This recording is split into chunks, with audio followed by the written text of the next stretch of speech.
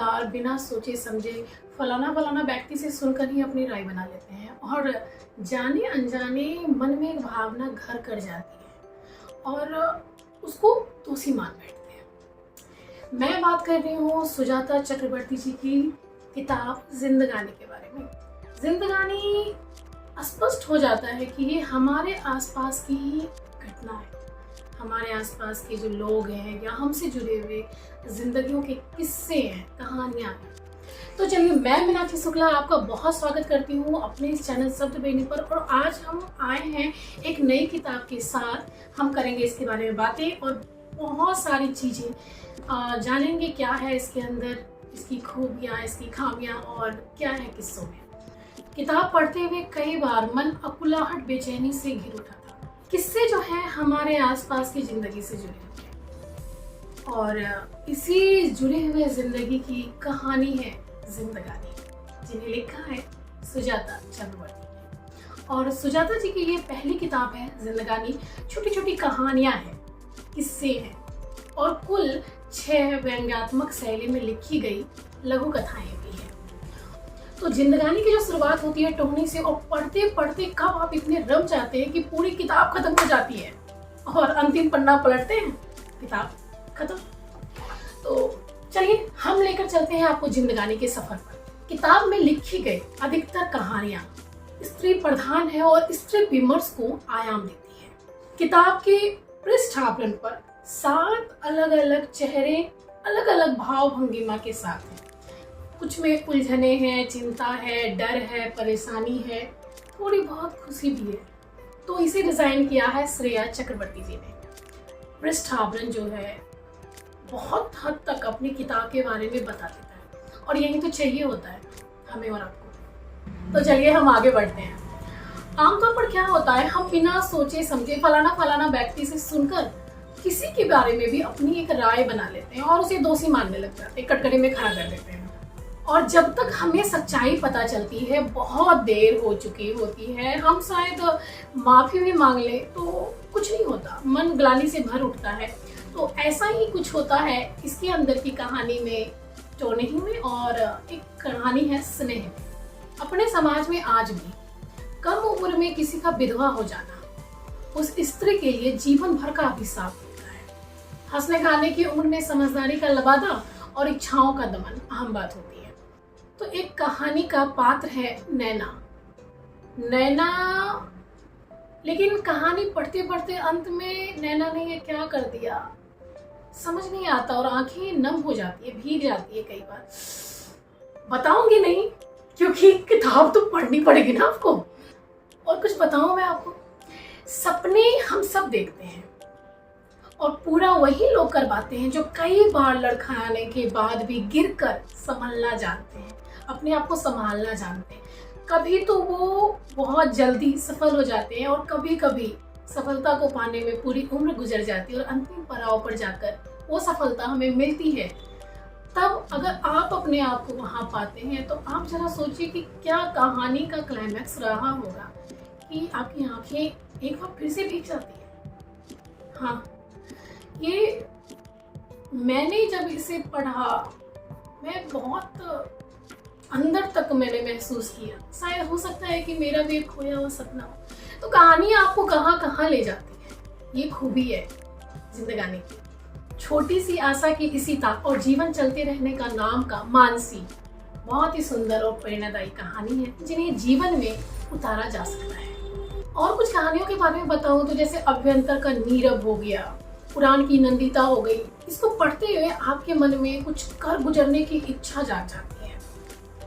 हो भी क्यों ना ये इच्छा, अगर आपके आत्मविश्वास को आपके माता पिता का साथ मिल जाता है, उड़ने की स्वतंत्रता मिल जाती है, तो वो बच्चे गर्व का विषय बनकर उभरते हैं समाज में। और इसे पढ़ते हुए स्वप्न लोक में चले जाना कोई बड़ी बात नहीं, आप विचरण करते हैं वहां पर।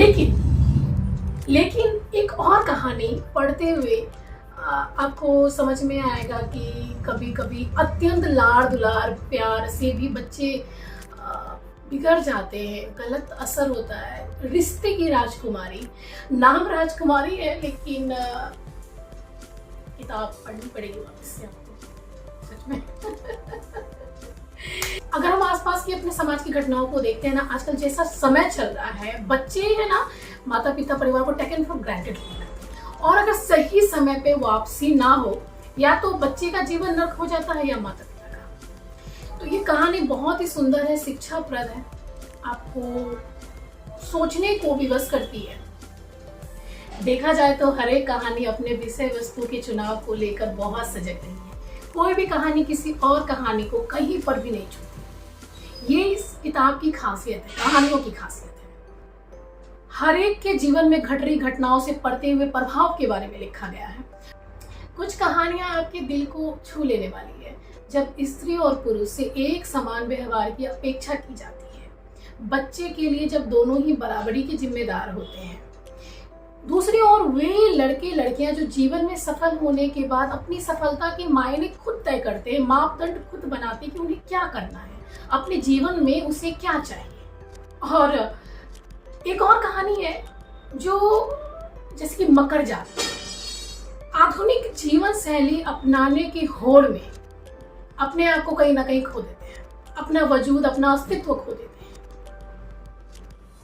ये कहानी बहुत सारे लोगों को कहीं ना कहीं छुएगी, तकलीफ देगी, सोचने पर भी मजबूर करेगी। एक कहानी है लिव इन रिलेशनशिप की, जो स्त्रियों के मान सम्मान के बारे में, सामाजिक उत्तरदायित्व के बारे में बात करती है। और कुछ एक कहानी तो स्त्रियों को वापस अपने खोह में खींचती है। वो स्त्रियां जिन्होंने अपने जीवन को जीने के लिए एक नियम बनाया, एक आकाश बनाया, उसे वापस जमीन पर खींच कर पटक देती है। एक कहानी है आंखें, जो अंगदान के बारे में है। आपको अच्छी लगेगी। और एक सुखी दाम्पत्य जीवन क्या होता है, इसके बारे में कुछ एक कहानियों में भी आपको मिलेंगे देखने को झलकियां। अंत में जाते जाते समाज के मुखौटे पहने हुए कई लोगों से आप टकराएंगे। उसी के बारे में लिखी गई है कहानी दोगली, जो व्यंग्यात्मक शैली में है, अत्यंत छोटी है। वो कहानियां, लघु कथाएं 10-15 वाक्यों में सिमटी हुई है, लेकिन आपको मजा आएगा। किताब को पढ़ते हुए अगर सुजाता जी के बारे में बात करूं तो सुजाता जी की अधिकतर कहानियां समाज का चर्चित विषयक रही है। 24 कहानियों में से किसी एक का संबंध अगर आपसे हो रहा है, अगर किसी एक सपने को आप भी जीना चाह रहे हैं, तो आश्चर्य की बात नहीं है, क्योंकि रचनाएं अपने चिर परिचित अंदाज में ही आपके सामने से होकर गुजरती है। आपको किताब पढ़ना चाहिए, क्योंकि आपकी कहीं सुप्त पड़ी भावनाओं को ये सहलाने का भी काम करती है। भले ही अधिकतर कहानियां स्त्री प्रधान हो, लेकिन ये किताब किशोर हो रहे बच्चे और युवाओं, खासकर पुरुषों को भी पढ़ना चाहिए, ताकि आप अपने घर और आसपास समाज में हो रहे अलग तरह की घटनाओं को समझने का नजरिया दें। कहानियों में आकर्षण बहुत गहरा है, आपको लंबे समय तक अपने यादों में रखने का दम रखती है, और यही इसकी सफलता भी कही जा सकती है।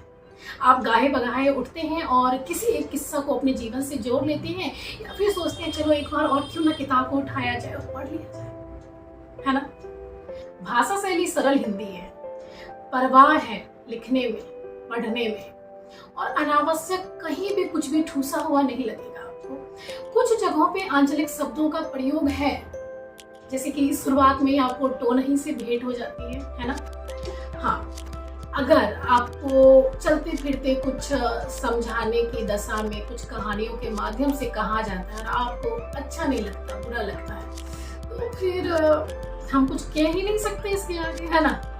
कुछ कहानियों को समझने के लिए अगर आपने कहानी का कोई एक भी सिरा छोड़ दिया, एक भी पंक्ति छोड़ दी, तो समझिए आपने कहानी पढ़ी ही नहीं फिर। जो कि लघु कथाओं की विशेषता भी रही है, कहानी में उपमान और अलंकारिक शब्दों की कमी खलती है, लेकिन सादगी को अपनाने में थोड़ा वक्त लगता है। आडंबर उतरते ही सादगी सिर चढ़कर बोलता है। खैर, लेखिका ने बड़ी देर की है अपनी किताब लाने में, लेकिन वो कहते हैं ना, देर आए दुरुस्त आए। तो सुजाता जी को पहली किताब जिंदगानी के लिए ढेरों शुभकामनाएं, बहुत सारी बधाई। आप भी पढ़िए और दूसरों को भी उपहार स्वरूप दीजिए। किताबें पढ़ना अच्छी बात होती है, और आपको ये समीक्षा कैसी लगी अपनी प्रतिक्रिया से हमें जरूर अवगत करवाइएगा। और चलते चलते सब बेबी को सब्सक्राइब करना मत भूलिएगा। बहुत बहुत धन्यवाद।